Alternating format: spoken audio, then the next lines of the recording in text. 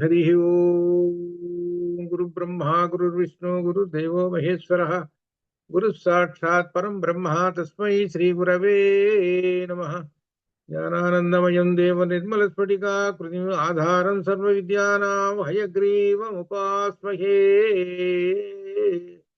श्रुतिस्मृतिपुराणानाम् आलयं करुणालयं नमामि भगवत्पादं शङ्करं लोकशङ्करम्।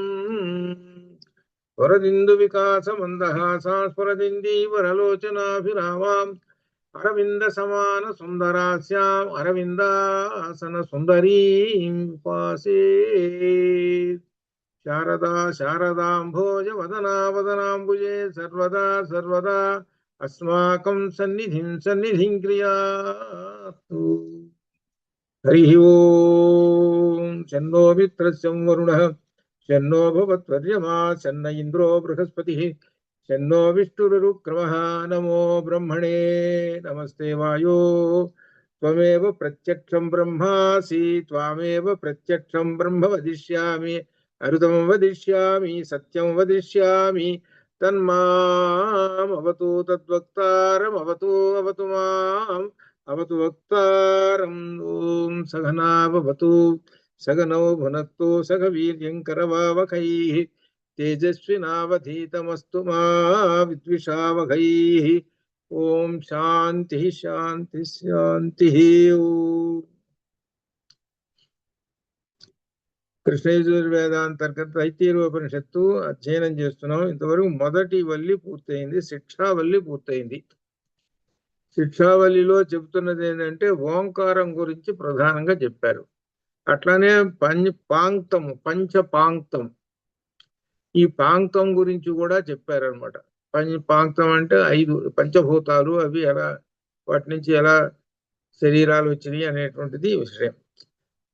పంచ ప్రాణాల గురించి కూడా, అలానే బ్రహ్మ విద్యను గురించి కూడా చెప్పారు. ఇట్లా మొట్టమొదట అంటే అర్థమేంటి, మొదటి శిక్షావళిలో అన్ని ఏమిటి హెడ్డింగ్స్ అన్ని చెప్పారు అనమాట. దీనిలో ప్రధానమైన విషయాలన్నీ చెప్పారు. ఇది మొదటి శిక్షావళిలో చెప్పింది. శిక్ష అంటేనే ఒక అర్థం ఏంటంటే దానిలో అనుదాత్తములు స్వరితములతో ఉండేటువంటిది శిక్ష అనేటువంటిది. ఇది వేదాంగాల్లో ఒకటైన శిక్ష. అది కాకుండా రెండో అర్థంలో కూడా శిక్ష అంటే ఎడ్యుకేషన్ అని వస్తుంది అనమాట మనకు. అందుకనే ఎడ్యుకేషన్ మినిస్టర్ ఇదివరకు శిక్షా మంత్రి అనేవాళ్ళు. అదేనమాట ఇది. కాబట్టి అదంతా ఆ విద్య అంటే జ్ఞానాన్ని ఇచ్చినటువంటిది, ఫండమెంటల్స్ అన్ని ఇచ్చాడు మొట్టమొదటి దానిలో. రెండవ దానిలో బ్రహ్మ విద్యను గురించి చెబుతున్నారు. ఇప్పుడు ఇది మనకు చెప్పినట్టు బ్రహ్మానందవల్లి. ఈ రెండవ అధ్యాయం పేరే బ్రహ్మానందవల్లి, బ్రహ్మ ఆనందవల్లి. ఇది అనమాట బ్రహ్మను గురించి చెబుతున్నటువంటి విషయం అనమాట ఇది. ఇందులో చెప్పేటువంటి విశేషం ఏమిటంటే ఈ దీనిలో దేవతా ప్రార్థనలు ఇవన్నీ మొట్టమొదటి చేశాము. ప్రతి దానికి కూడా ప్రతి అధ్యాయానికి ముందుగా ఏంటి దేవతా ప్రార్థన చేయాలి. హరి ఓం శన్నో మిత్ర శంవరుణ శన్నో భవత్తర్జమ చేయాలి. దీంట్లో ఇవ్వలేదు కానీ పాత పుస్తకాల్లో ఉంది, చేయాలన్నమాట. చేసిన తర్వాత మనం ప్రకరణం మొదలు పెట్టాలి అనమాట. ఇక దీనిలో చెప్పేటువంటి విషయములు చాలా గొప్ప విశేషాలు చూడండి, ప్రయత్నం చేద్దాం. దీని వ్యాఖ్యానం ఎక్కువ ఉంటుంది అనమాట. ఏమిటంటే మొట్టమొదటి వాక్యం వస్తున్నది, ఓం బ్రహ్మవిత్ ఆప్నోతి పరం. అక్కడ పదాన్ని విడదీసే ఓం తర్వాత బ్రహ్మవిత్ ఆప్నోతి పరం. బ్రహ్మవిత్ ఆప్నోతి పరం. ఆప్నోతి అనేది క్రియాపదం. ఇది అనమాట. ఆప్నోతి పొందును. ఏమిటయ్యానంటే బ్రహ్మవిత్తు. బ్రహ్మవిత్తు అంటే బ్రహ్మజ్ఞాని. పరం ఆప్నోతి. పరం అంటే మోక్షమును లేక పరబ్రహ్మమును ఆప్నోతి పొందుచున్నాడు. అంటే వర్తమాన కాల క్రియలోనే వేశాడు ఆప్నోతి అనగా బ్రహ్మజ్ఞాని బ్రహ్మమును పొందుతున్నాడు, బ్రహ్మజ్ఞాని. ఇక్కడ బ్రహ్మవిత్ అంటే బ్రహ్మజ్ఞాని అని అర్థం. అది ఈ బ్రహ్మజ్ఞాని గురించి చెబుతున్నారు. ఇది బ్రహ్మజ్ఞాని కావటం అనేటువంటిది లక్షణాలు కూడా దీనిలో వస్తున్నది. చాలా గొప్ప విశేషం అనమాట ఇది. ఈ నెమ్మదిగా అర్థం చేసుకోవడం ప్రయత్నం చేయాలి. ఇది సరే అన్నాడు. మొట్టమొదటి హెడ్డింగ్ చెప్పేశాడు, బ్రహ్మవిత్ ఆప్నోతి పరం. మీకు కొన్ని విశేషాలు, కొన్ని ఈ మంత్రాలు వాక్యాలు రావాలి. ఏంటంటే ఈ చెవును విని ఆ చెవుని వదలటం కాదు. ఇది కంఠస్థంగా ఒకసారి ధారణ చేసేసేయాలి. అది బ్రహ్మవిత్ ఆప్నోతి పరం, బ్రహ్మజ్ఞాని మోక్షమును పొందును, ఇది అర్థం. అలానే కర్మిష్ఠి ఉన్నాడు అనుకో, వాడేం పొందుతాడు? స్వర్గమును పొందును. అది దీనికి అది కర్మిష్ఠి అంటే అర్థమైంది కదా మీకు. కర్మిష్ఠి అంటే కర్మలు చేయవాడు అంటే అర్థం ఏమిటనమాట? యజ్ఞయాగాది కర్మలు చేసేటువంటి వాడు. యజ్ఞయాగాది కర్మలు, దాన ధర్మాది కర్మలు ఇటువంటివి ఉండే చూసావు. ఇటువంటివన్నీ చేసేటువంటి వాళ్ళు మోక్షాన్ని పొందరు. వాళ్ళు స్వర్గాన్ని పొందుతారు. ఇది ఈ రెండింటికి రెండో దారులు. ఈ రెండు దారుల్ని మనకు కఠోపనిషత్తులో చెప్పారు. శ్రేయశ్చ ప్రేయశ్చ అనే మంత్రంలో చెప్పాడు. శ్రేయో మార్గము, ప్రేయో మార్గం అని చెప్పాడు. శ్రేయో మార్గం అనేటువంటిదేమో మోక్షానికి వెళ్ళిపోయేటువంటిది. ప్రేయో మార్గం అనేటువంటిదేమో స్వర్గానికి తీసుకుపోయేది. ప్రేయో మార్గంలో అంతా యజ్ఞయాగాది కృతులు, దాన ధర్మాలు ఇత్యాదులు, ఇష్టాపూర్తములు మొదలగునటువంటివన్నీ ప్రేయో మార్గంలో ఉంటాయి. అంటే వాటిని ఆచరిస్తూ ఉంటుంటారు. బ్రహ్మజ్ఞానం వైపు దృష్టి మరలదు వాళ్ళకి. బ్రహ్మజ్ఞానం ఎక్కడ ఉన్నదంటే వేదాంతాల్లో ఉన్నదంటే ఉపనిషత్తుల్లో ఉంది బ్రహ్మజ్ఞానం. వాటి మీద దృష్టి మరలదు వాళ్ళకి. అటువంటి వాళ్ళు ఏం చేస్తారంటే ఈ యజ్ఞయాగాది కృతులు చేయటమును చేసి అక్కడి నుంచి స్వర్గాది ఫలాలు పొందటం వాళ్ళ పని. అది వెళ్ళి స్వర్గానికి పోయి మళ్ళీ తిరిగి వస్తుంటారు. రాకపోకలు, అదే గీతలో చెప్పారు, స్వర్గానికి రాకపోకలు చేస్తూ ఉంటారు యజ్ఞయాగాది కృతులు చేసేవాళ్ళు. ఇక శ్రేయో మార్గం అంటే బ్రహ్మజ్ఞాని. బ్రహ్మజ్ఞాని ఒకసారి వెళ్ళాడంటే బ్రహ్మంలోకి మళ్ళీ తిరిగి రాడు. ఒక్కసారి వెళ్ళాడంటే తిరిగి రాడు. దానికి దీనికి తేడా.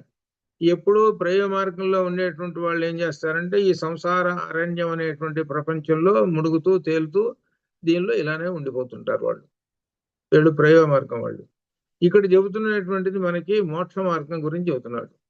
బ్రహ్మవిత్తు అంటే బ్రహ్మజ్ఞాని ఆప్నోతి పరం, మోక్షమును పొందును అని చెప్పి తదేషా చెబుతున్నాడు. తదేషాభ్యుక్త, అక్కడ అకార ప్లస్ దేశ వేశాడు. దాన్ని విడగొట్టుకుంటే ఆ వస్తుంది అనమాట. తదేషాభ్యుక్త అని చెప్పి అత్యంత ప్రధానమైనటువంటి ఒక మంత్రం చెబుతున్నాడు. సత్యజ్ఞానం అనంతం బ్రహ్మ. ఇప్పుడు తత్ ఏష అభ్యుక్త, తత్తు దీనిని గురించి, ఏష ఈ రుంగ్ మంత్రము అంటే ఈ మంత్రము రుక్ మంత్రము ఏమిట? అభ్యుక్త చెప్పబడి, అభివుక్త, అభ్యుక్త, అభివుక్త. అభి అంటే చక్కగా, ఉక్త చెప్పబడినది. ఉక్త అనేటువంటిది వచధాతు మీద వచ్చినటువంటి ఉక్త అనమాట. అది అభ్యుక్త, చక్కగా చెప్పబడినటువంటిది. ఇది చక్కగా చెప్పారండి అని చెప్తున్నారు. ఆ మంత్రం చూసుకొని ఎంత ఇదిగా ఉన్నది. ఇది అందరికీ వచ్చేది ఏమిటంటే ముఖ్యంగా చాలా గొప్పది. సత్యజ్ఞానమనంతం బ్రహ్మ. అదిట ఈ పరముని గురించి చెబుతున్నారు. పరం ఏమిటి? బ్రహ్మం అని అంటే ప్రశ్నకి బ్రహ్మమును గురించి చెప్పుము అని ఎవరన్నా అడిగితే వెంటనే ఈ మాట చెప్పేది చాలు. సత్యం, జ్ఞానం, అనంతం అనేటువంటి మూడు లక్షణాలు ఉన్నటువంటిది పరబ్రహ్మము. సత్యం, జ్ఞానం, అనంతం బ్రహ్మ అని చెప్పారు. బ్రహ్మ అంటే బ్రహ్మము, సత్యం అంటే సత్యమైనది, జ్ఞానం జ్ఞానమైనది, అనంతం అనంతము అంటే అంతము లేనటువంటిది అని చెబుతున్నారు. ఈ మూడు లక్షణాలు ఇక్కడ పెద్ద విశేషమైనటువంటి వ్యాఖ్యానం వస్తుంది మనకి. ఇప్పుడు విశేషమైన వ్యాఖ్యానం వస్తుంది అనమాట. ఆ వ్యాఖ్యానం కూడా చూద్దాం. యో వేదా నిహితం గుహాయాం పరమే వ్యోమన్. యహ ఎవరైతే గుహాయాం, బుద్ధి అనడి గుహ అనడి, పరమే వ్యోమన్ పరమ ఆకాశమునందు, వ్యోమ్ని ఆకాశం, వ్యోమము అంటే ఆకాశం, వ్యోమ్ని ఆకాశమునందు, వ్యోమ్ని ఆకాశం, వ్యోమము అంటే అర్థం ఏంటి? ఆకాశం. వ్యోమిని ఆకాశమునందు, పరమ వ్యోమిని పరమ ఆకాశమునందు అంటే బుద్ధి అనేది గుహ అనేది పరమ ఆకాశమునందు నిహితం అంటే ఉన్నటువంటి ఏమిటి? బ్రహ్మము. ఇక్కడ మనకు బుద్ధి అనే గుహ ఉన్నది.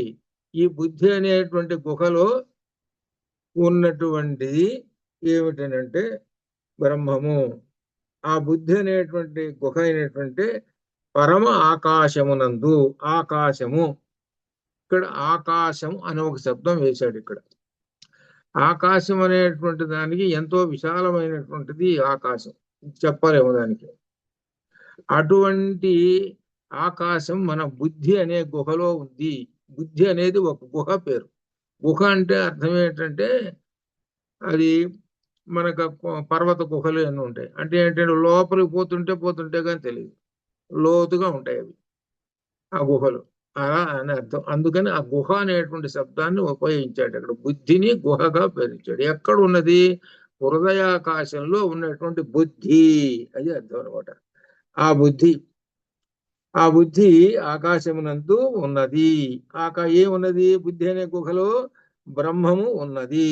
ఇది ఈ బ్రహ్మం ఉన్నది. దీన్ని వేద సాక్షాత్కరించుకొనుచున్నాడు ఎవరైతే, యహ వేద ఎవడైతే సాక్షాత్కరించుచున్నాడో సహ అతడు విపశ్చిత బ్రహ్మణ. విపశ్చిత బ్రహ్మణ అది చివరుంది చూడండి. ఇక్కడంటే యో వేద నిహితం గుహాయాం పరమే వ్యోమన్ సో అశ్నుతే సర్వాన్ కామాన్ సహ బ్రహ్మణ విపస్థితేతి. అంతవరకు, ఇంతవరకు ఇప్పుడు వ్యాఖ్యానం ఇవాళ అవుతుంది. తర్వాత సంగతి చూద్దాం. ఇక్కడ ఒకసారి చూడండి, ఇది ఏమిటనమాట? బుద్ధి అనేటువంటి గుహ ఉన్నది, అది ఆకాశం అంతటిది. అది ఎక్కడ ఉంది? హృదయాకాశము. హృదయం అనే ఆకాశంలో బుద్ధి అనే గుహ ఉందని చెప్పుకుంటే మంచిది. దరహాకాశం, దరహ దరహాకాశం మనకు దహర విద్య అనేటువంటిది దీనిలో వస్తుంది. దీనిలో చాందోగ్యంలో వస్తుంది దహర విద్య అనేది. ఇక్కడ ఆకాశము తోటి అంటే ఎంతో విశాలమైనటువంటి ఈ ఆకాశములో, బుద్ధి అనే ఆకాశములో బ్రహ్మం ఉన్నాడు అని చెబుతున్నాడు. ఆ ఉన్నటువంటి ఆ బ్రహ్మమును ఎవడైతే వేద తెలుసుకుంటాడో, సాక్షాత్కరించుకుంటాడో అతడు సహ అతడు విపశ్చిత బ్రహ్మణ. విపశ్చిత బ్రహ్మణ, విపశ్చిత అంటే సర్వజ్ఞుడైన బ్రహ్మముతో అని. బ్రహ్మణ బ్రహ్మముతో, విపశ్చిత సర్వజ్ఞుడై, సర్వజ్ఞుడై బ్రహ్మముతో. ఇక్కడ సర్వాన్ కామాన్ కోరికలన్నింటినీ కూడా సహా ఒకేసారి అశ్నుతే పొందుచున్నాడు.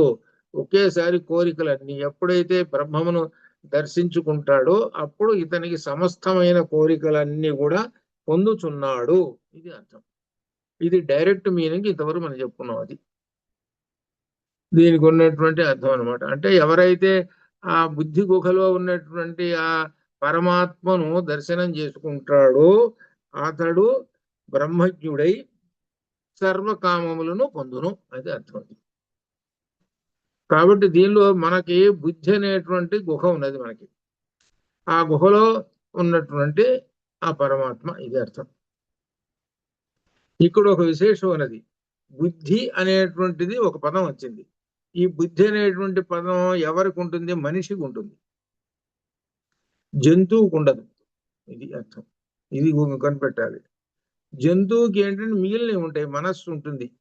కానీ మనస్సుకి పరబ్రహ్మానికి మధ్యలో ఒక సంధానంగా ఉండేటువంటిది ఏంటంటే బుద్ధి. అది ఆ బుద్ధి అనేది వాటికి ఉండదు, వీడికి బుద్ధి ఉంటుంది. అందుకనే మన వాళ్ళు అంటారు, చూడు ఏదైనా తప్పు చేస్తే ఎదురారో నీకు బుద్ధి ఉందా లేదా అంటారు. కానీ నీకు మనసు ఉందా లేదా, పరమాత్మ ఉన్నాడా లేడా ఈ పదం ఉపయోగించారు.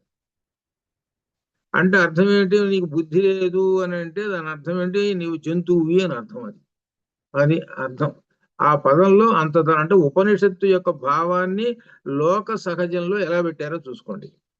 అది అది బుద్ధి అనేది. ఈ బుద్ధి అనేది కూడా పరమాత్మని దర్శించుకుంటాడు. ఎవరు? ఎటువంటి వాడు? బ్రహ్మజ్ఞాని. అందుకనే మొట్టమొదట హెడ్డింగ్ బ్రహ్మవిత్ అని చెప్పాడు. బ్రహ్మవిత్ అనేటువంటి కర్త ఇందులో. ఆ బ్రహ్మజ్ఞాని బ్రహ్మమును దర్శించుకుంటాడు. అప్పుడు అతనికి సమస్తమైన కోరికలన్నీ కూడా నెరవేరుతాయి. ఇంకా కోరికలు అనేటువంటి ఉండవు. అనగా ఆప్త కాముడు అని అర్థం. అది ఆప్త కాముడు అవుతాను అర్థం. అంటే ఇప్పుడు కోరికలు అనేటువంటి దానికి అనేటప్పటికీ మనకు వెంటనే ఏమనిపిస్తుంది అంటే ఈ భౌతిక పరమైనటువంటి ఆలోచనలతోటే వచ్చేస్తాం. ఈ భౌతికపరమైనటువంటి ఆలోచనలు కోరికలు దాంట్లో వచ్చేస్తాం. అట్లనే ఇక్కడ కూడా అని అనుకుంటున్నారా? అసలు ఈ కోరికలు అనేటువంటివి సంపూర్ణంగా నిండినటువంటి వాడు అవుతాడు. ఇప్పుడు ఉదాహరణకి పొట్ట బాగా నిండిందండి వాడికి, అన్నం బాగా శుభ్రంగా తిన్నాడు. కూర్చోవా అన్నం పెడతాను, అందుట్లో 10 రకాల పిండి వంటలు అవి ఇవన్నీ వేసి పెడతాను, కూర్చో బ్రహ్మాండంగా టేస్ట్ఫుల్ అని అంటే వాడు ఏమంటాడు? దగ్గర పెట్టినాక నాకు వద్దు అంటాడు. నాకు వద్దే, పొట్ట నిండి కాదయ్యా బాబు, కొద్దిగానన్నా తినవయ్యా. అస్సలు కాదు కదా, ఇంత కూడా ఇంచు కూడా నాకు ఖాళీ లేదండి అంటాడు. నిండిపోయిందండి అంటాడు. అది అట్లనే ఎప్పుడైతే పరబ్రహ్మాన్ని దర్శించుకుంటాడో సమస్తమైనటువంటి ఇవన్నీ కూడా నిండిపోయి ఉంటాయి. ఇక నాకు ఏమీ అక్కరలేదు, ఈ ప్రపంచంలో ఉన్నటువంటి ఏ వస్తువులు కానీ ఏమైనా సరే ఉంటే అవన్నీ నాకు కించిత్తు కూడా అక్కరలేదు అంటాడు. అది అర్థం ఇక్కడ. బ్రహ్మమును దర్శించుకున్నటువంటి వాడు అది అర్థం. బ్రహ్మమేనే దర్శించుకున్నప్పుడు ఈ అశాశ్వతమైన కోరికల కోసం ఎందుకు పడతాడు? అదేనమాట. అందువలన ఇక్కడ చెబుతున్నది సమస్తమైన కోరికలు నెరవేరినటువంటి వాడవుతాడు సహా అతడు. ఎవరు? ఆ సాధకుడు. ఆ సాధకుడు ఎవరు? బ్రహ్మవిత్, బ్రహ్మజ్ఞాని అని అర్థం అనమాట. ఆ బ్రహ్మజ్ఞాని ఎప్పుడైతే బ్రహ్మమును దర్శించుకుంటాడో అతడు సమస్తమైనటువంటి కామముల కోరికలన్నీ నెరవేరిన వాడై ఉండి ఇంకా ఏమీ కోరడు. అది అర్థం. ఇప్పుడు అన్నాం కదా, బాగా తిన్నాడు, వాడికి ఏం అక్కర్లేదు. నాకేం అక్కర్లేదయ్యా అని అంటాడు. మనం పెడుతుంటే నాకేం అక్కర్లేదంటాడు. దేవుడు ప్రత్యక్షమైనాడని నీకేమైనా కోరుకోరా అని అంటే నాకేం అక్కర్లేదే, నాకు బ్రహ్మజ్ఞానమే అంటాడు. సమస్తమైనటువంటివన్నీ కూడా బ్రహ్మజ్ఞాని ఏ స్థాయిలో ఉంటాడు అని అంటే సమస్తమైన దేవతలందరినీ దాటి ఉంటాడు. సమస్తమైన దేవతలు అంటే బ్రహ్మాది దేవతలందరినీ దాటి ఉంటాడు. అది అర్థం. బ్రహ్మ, అందుకనే దీనిలో భగవద్గీతలో ఏం చెప్పాడనమాట? ఆ బ్రహ్మ భవనాల్లోక పర్యంతం పునరావృత్తినో అర్జున మాము ఉపేత్యత కౌంతేయ అని చెప్పుకుంటొచ్చాడు. బ్రహ్మలోకం దగ్గర నుంచి అన్ని లోకాలన్నీ కూడా మళ్ళీ పుడుతుంటాయి, మళ్ళీ వస్తుంటాయి, పోతుంటాయి. అంటే వాళ్ళు శాశ్వతం కాదు, బ్రహ్మదేవుడు శాశ్వతం కాదు.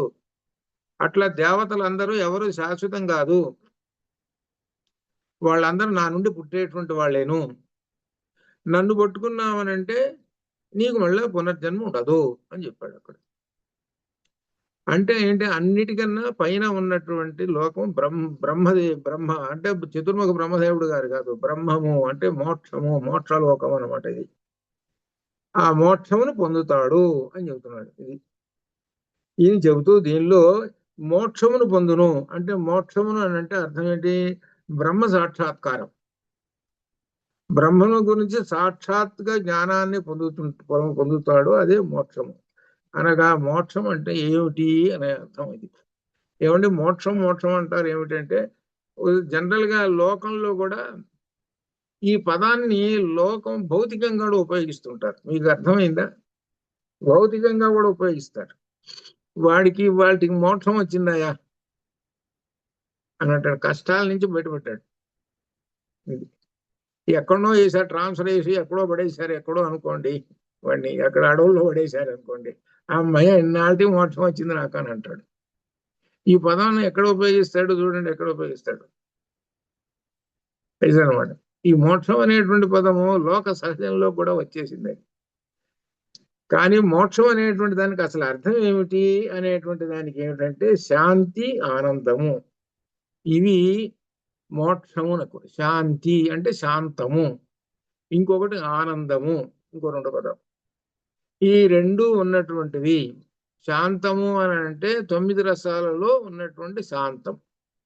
ఈ శాంతరసం అనేటువంటిది ఉండేది బ్రహ్మం దగ్గర ఉంటుంది.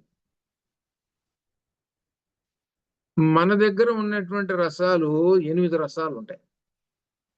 ఇదే సౌందర్యలహరిలో వచ్చింది అష్టరస. మన సౌందర్యలహరి పుస్తకం, నా పుస్తకం ఉంటే దానిలో చూసుకుంటే చోట అష్టరసం, 8 రసాలు మన దగ్గర ఉన్నాయి. 8 రసాలు ఎక్కడ ఉన్నాయో కూడా అక్కడ ఇచ్చారు. 9వ రసం మాత్రము, శాంతరసం మాత్రం పరబ్రహ్మంలో ఉంది. పరబ్రహ్మాన్ని చేరుకున్నటువంటి వాడు అసలు శాంతమును పొందుతాడు, అసలు శాంతరసం.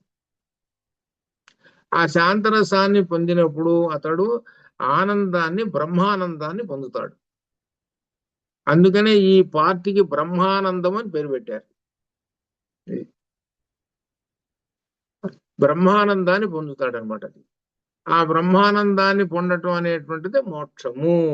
ఇది ఇవన్నమాట. ఇది ఇందులో విశేషం చెబుతున్నది ఏమిటంటే జ్ఞానము, ఇక్కడ ఒక విశేషము, జ్ఞానము ఒకటి, జ్ఞేయము, జ్ఞాత అనేటువంటివి భేదాలు ఉంటాయి. తెలుసుకోదగినది ఏమిటి ఒకటి, తెలుసుకోదగినటువంటి వాడు, ఈ విధంగా ఉన్నది చూశారు.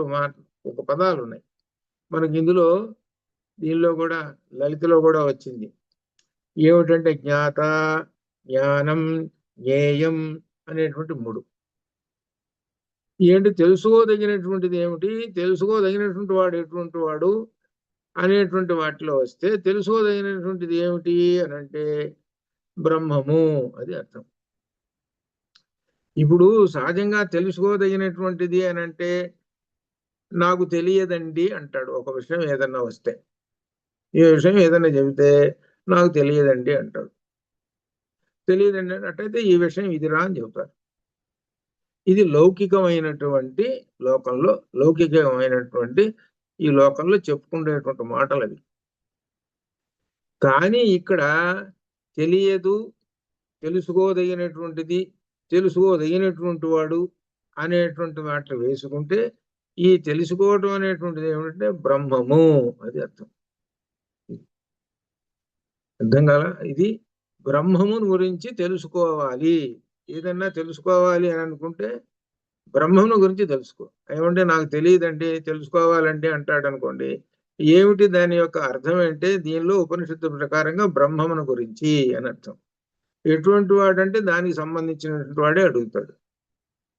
తెలుసుకోదగిన వాడు, తెలుసుకోదగినది, ఇవి అనమాట.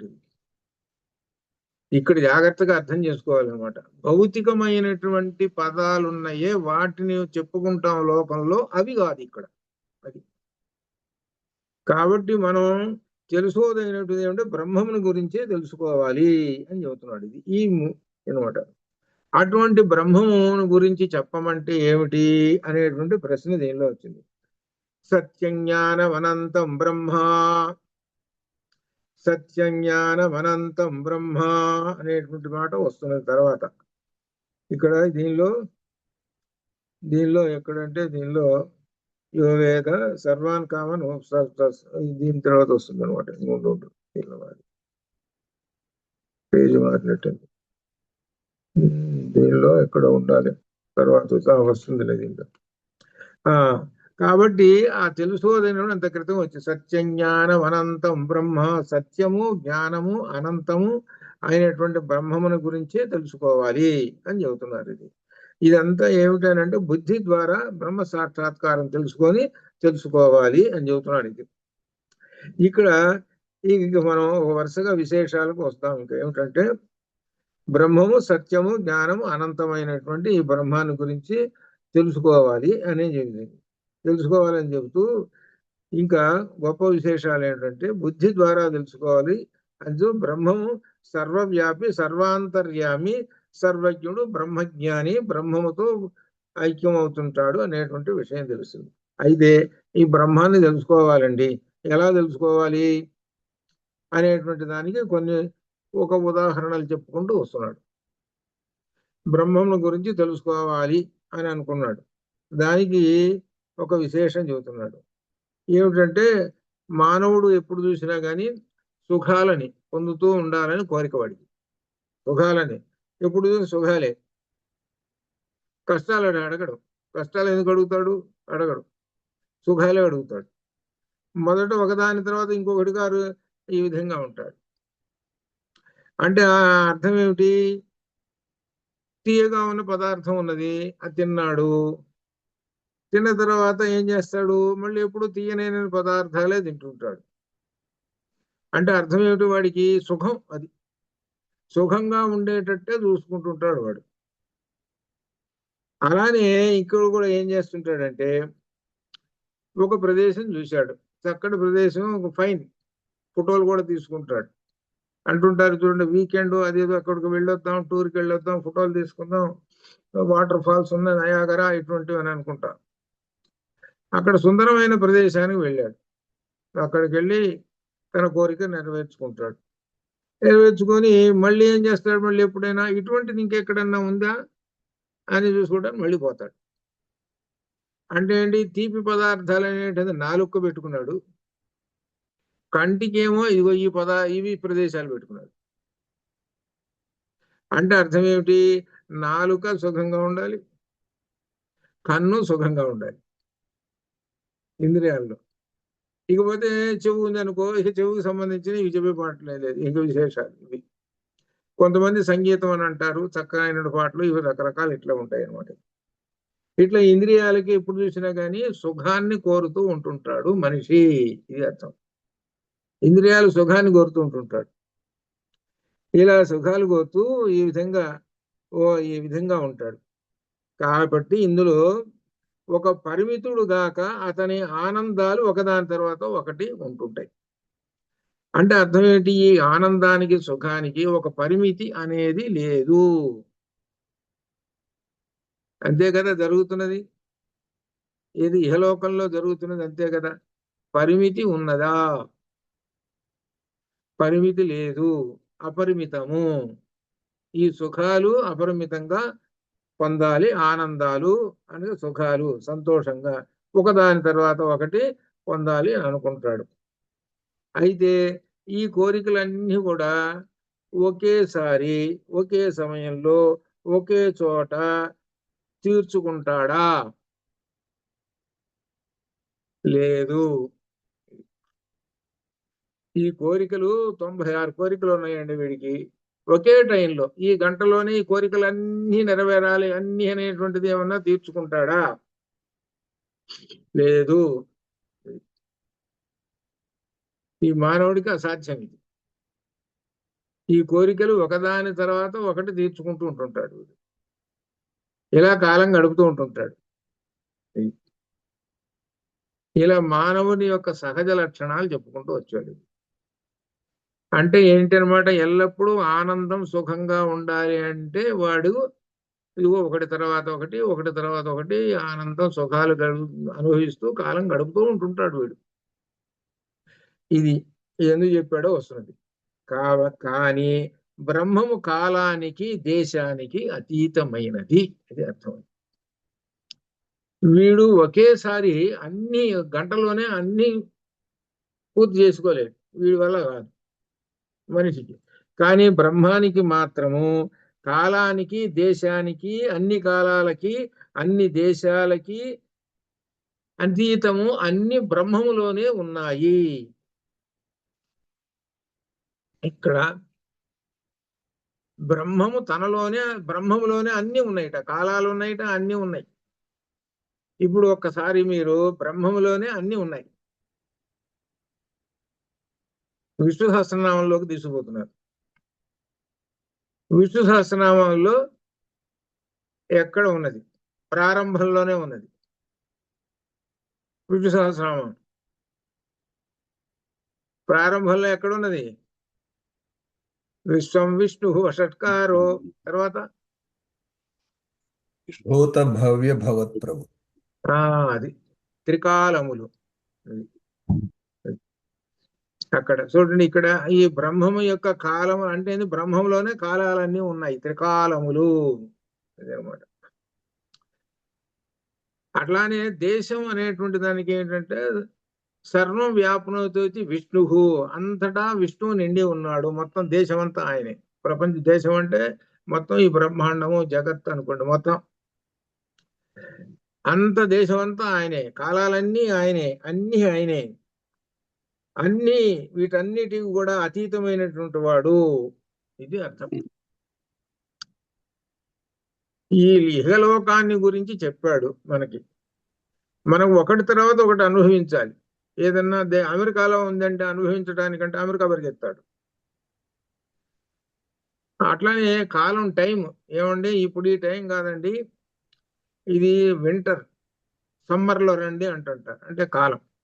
ఇవన్నీ మనకు మనిషికి ఈ విధంగా కాలగాలి అంటే అర్థం ఏంటో, ఆనందం అనుభవించాలంటే ఒకటి తర్వాత ఒకటి, ఒకటి తర్వాత ఒకటి తర్వాత ఒకటి అక్కడక్కడ తిరుగుతూ ఉంటుండాలి మనం. కానీ బ్రహ్మమునకు ఇదంతా అవసరం లేదు. బ్రహ్మములోనే సమస్తము ఉన్నాయి. కాలాలు ఉన్నాయి, దేశాలు, కాలాలు, మొత్తం ఇదంతా బ్రహ్మమే. అందుకనే చాందోగ్యంలో సర్వం కల్విదం బ్రహ్మ అని చెప్పారు. ఒక్క మాటతోటి తేల్చి చెప్పేశాడు. సర్వం సర్వం కల్విదం బ్రహ్మ. కలు అంటే యథార్థము, సమస్తము ఈ బ్రహ్మమే అని చెప్పేశారు. అది ఈ సమస్తం అనే దానిలో మొత్తం అన్ని ఉంటాయి, ఇంకంతే. ఇది ఎందుకు చెబుతున్నారంటే దీనిలో సత్యం జ్ఞానం అనంతం బ్రహ్మ అనేటువంటి విషయం చెప్పడానికి వస్తున్నాడు. అది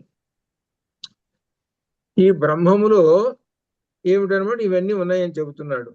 బ్రహ్మము అనంతము, దేశకాల వస్తువులచే పరిమితం కానిది ఏదో అది అనంతము. అంతము కానిది నా అంతః అనంతః. అంతం అంటే చివర, చివర లేదు. చివర లేదనంటే మొదటి ఉంటేనే ఇక చివర ఉండేది. మొదలు ఉంటే చివర ఉంటుంది, మొదలే లేదు చివరే లేదు. కాబట్టి అనంతం, అది బ్రహ్మము అనంతం. ఆ లక్షణం అనమాట ఇది. బ్రహ్మము అనంతము, దేశకాల వస్తువులతో పరిమితం కాదు, అనంతం. కనుక అనంతమైన బ్రహ్మములో ఐక్యం పొందిన ఉపాసకుడు, అటువంటి అనంతమైనటువంటి బ్రహ్మములో ఉపాసకుడు అనగా సాధకుడు, ఈ ఉపాసకుడు సాధకుడు కోరికలన్నింటినీ ఒకేసారి పొందుతాడు. అంటే బ్రహ్మంలో చేరిపోయినప్పుడు ఆప్తకాముడు అయిపోతాడు. ఇక నాకు కోరికలు బ్రహ్మంతో అద్వైతంలో వెళ్ళిపోతాడు. బ్రహ్మం ఎట్లో తాను బ్రహ్మం అయిపోయినాడు. అది అనగా ఏమిటి, బ్రహ్మంలో ఇప్పుడు ఇవన్నీ ఉన్నాయి అన్నారుగా, ఏమిటి, కాలాలు, దేశాలు, సమస్తం ఉన్నాయి కదా, ఏనికే ఉంటాయి అన్ని, ఇంకా ఆప్తకాముడు అన్నీ ఉన్నాయి. అది అందుకని ఆ పదం వేశాడు. ఇక్కడ ఒకేసారి పొందుతాడు. నిజంగా బ్రహ్మవేత్త పూర్ణకాముడు అవటం వల్ల అతని నుండి వేరేది మరొకటి లేకపోవడం, అతని కోరికలు అంటూ అని అనుకోవటం, అతని కోరికలు ఉన్నాయి అనుకోవటం తప్పు బ్రహ్మజ్ఞానికి. ఇది అర్థం. బ్రహ్మవిత్తు మొట్టమొదటి వచ్చింది చూడండి. ఆ బ్రహ్మవిత్తు బ్రహ్మజ్ఞానికి కోరికలు ఉంటాయి అనేటువంటిది తప్పు అని చెబుతున్నారు. అది బ్రహ్మజ్ఞానికి ఇక్కడ జాగ్రత్తగా ఆలోచించాలి. బ్రహ్మజ్ఞాని అని అంటే బ్రహ్మమునందు స్థిరమైనటువంటి వాడు. అటువంటి వాడికి కోరికలు లేవు, ఉన్నాయి అని ఎవడన్నా అంటుంటే అది తప్పు. అది బ్రహ్మజ్ఞాని అంటే అర్థం ఏంటంటే సాక్షాత్తు పరబ్రహ్మము, ఇది అర్థం. బ్రహ్మజ్ఞానిని జాగ్రత్తగా మీరు పట్టుకోవాలి.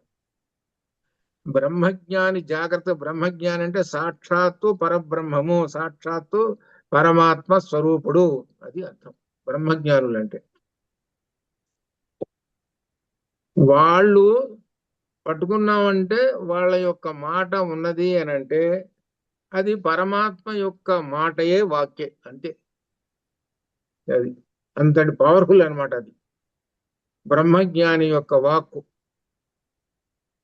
ఆ బ్రహ్మజ్ఞానికి మాత్రము ఏ మాత్రము అతనికి కోరికలు ఉండవు, లేవు. ఉన్నాయి అనంటే బ్రహ్మజ్ఞాని కాదు. ఉన్నాయి అనంటే బ్రహ్మజ్ఞాని కాదు. కోరికలు ఉన్నాయి అనంటే, అంటే ఇప్పుడు బ్రహ్మజ్ఞాని కావాలి అనంటే ఏమిటి మనం అనేటువంటి దానికంటే ఎన్ని మెట్లు ఎక్కాలి బ్రహ్మజ్ఞాని కావాలంటే. బ్రహ్మమును గురించి ముందు తెలుసుకోవాలి కదా. బ్రహ్మమును గురించి తెలుసుకొని ఆ తర్వాత ఆచరణ చేసుకోవాలి కదా. తెలుసుకోవటం ఒక భాగం, ఆచరణ రెండవ భాగం. తెలుసుకున్నారు, ఆచరణ దగ్గరకు వచ్చేటప్పటికి తేడా పడతారు. ఎట్లా అంటే ఇదిగో ఈ లోకం ఎటువంటిది, ఇహలోక ప్రపంచం. ఈ ఇహలోక ప్రపంచంలో ఈ జ్ఞానవంతుడు తిరగాలి అనుకోండి, ఎంత కష్టం. అందుకని ఎంత నిగ్రహ శక్తి ఉండాలి. అందుకని శమదమములు, అది అర్థం చెప్పారు. శమదమములు, శమము దమము. దమము బాహ్యేంద్రియ నిగ్రహము, శమము, అంతరింద్రియ నిగ్రహము. మీకు బ్రహ్మజ్ఞానం కరెక్ట్ గా కనుక వస్తే, ఎందుకంటే నా అనుభవంలో చెబుతున్నా నేను, ఇక్కడ కన్నా ఇండియాలో కన్నా అమెరికాలో చాలా సందర్భాలలో అనేక విషయాలు చూశాను నేను. ప్రజల యొక్క ఆచార వ్యవహారాలు, వేష భాషలు, దుస్తులు ఏమిటి, ఎలా ప్రవర్తిస్తుంటారు ఏమిటి అనేటువంటిది అన్ని కూడా చూస్తుంటే వివిధ రకములైనటువంటివి కనబడుతుంటాయి. ఇవన్నీ కనబడుతున్నటువంటిప్పుడు బ్రహ్మజ్ఞానం ఏం చేస్తాడనంటే వీటన్నిటిని చూస్తూ ఉంటుంటాడు, కానీ వాటి పట్ల నిగ్రహ శక్తితో ఉంటాడు. నిగ్రహం, ఆ నిగ్రహ శక్తితో ఉంటాడు చూశారు, అది గొప్ప. ఆ నిగ్రహ శక్తి అనేటువంటిది ఇంత తేలికైంది కాదు అది. అయితే ఏంటనంటే అందుకని ఏం చెప్పాడనంటే బ్రహ్మణ్యాధాయ కర్మాణి అనే దానిలో చెప్పింది అది. అలా ఎన్నో విశేషాలు అనమాట కనపడుతుంది. ఒక్కొక్క చోట అన్ని విషయాలు ఒకే పద్ధతి ఎక్కడ ఉండరు. రకరకాల భిన్న భిన్న వేషాలు, భిన్న భిన్న సంప్రదాయాలు, భిన్న భిన్న అన్ని రకరకాలైనటువంటివి. ఇవన్నీ కూడా చూస్తున్నటువంటి బ్రహ్మజ్ఞాని చూస్తూ పోతుంటాడు, ఇలా వర్తిస్తూ ఉన్నది లోకం అని అనుకుంటాడు అంతే. అంతేగాని వాటిల్లో మమేకం కాడు.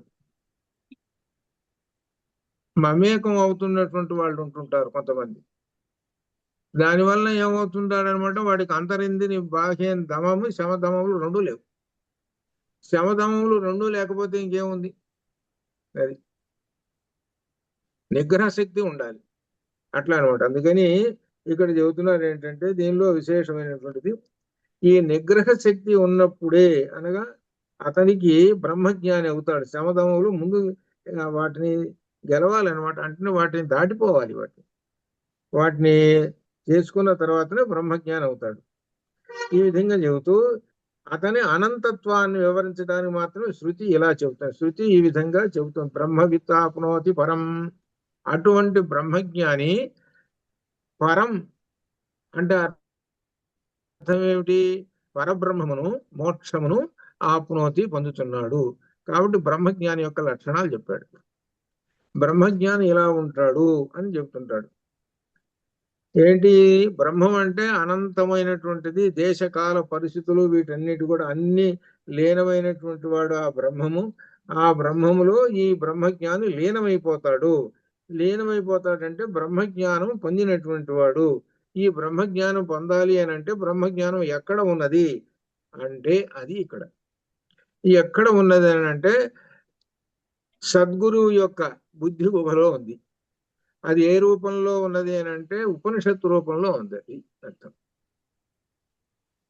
అది అందుకనే మన గీతలో ఏం చెప్పాడు, శ్రద్ధావాన్ లభతే జ్ఞానం.